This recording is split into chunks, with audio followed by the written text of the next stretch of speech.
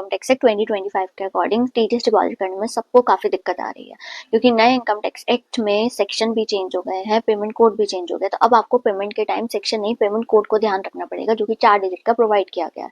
और अप्रैल के tax deposit करने की टीडीएस की आज लास्ट डेट है 7 मई। हेलो फ्रेंड्स, मैं हूँ सीए शहरी अरोरा। आज हम बात करेंगे इनकम टैक्स एक्ट में 2025 के अकॉर्डिंग टीडीएस में जो चेंजेस आए हैं, नए पेमेंट कोड आए हैं, उनको कैसे पे करना है, कैसे याद रखना है, उसके बारे में।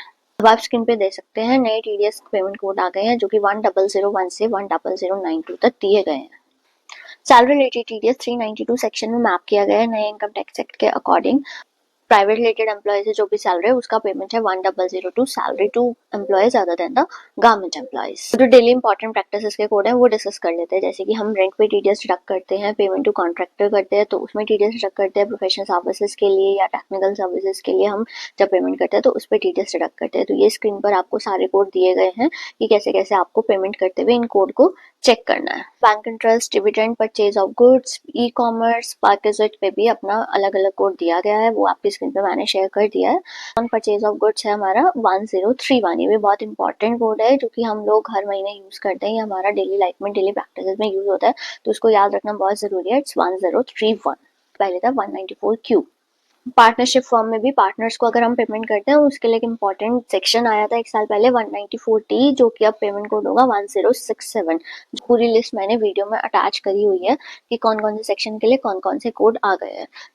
ऐसे ही नए इनकम टैक्स एक्ट में थ्रेशोल्ड लिमिट और रेट्स में भी चेंजेस आए हैं। फर्स्ट स्लाइड में आप देख सकते हैं TDS on salary, EPF premature withdrawal, insurance commission, LIC payment, bank interest, FD, payment to contractor etcetera.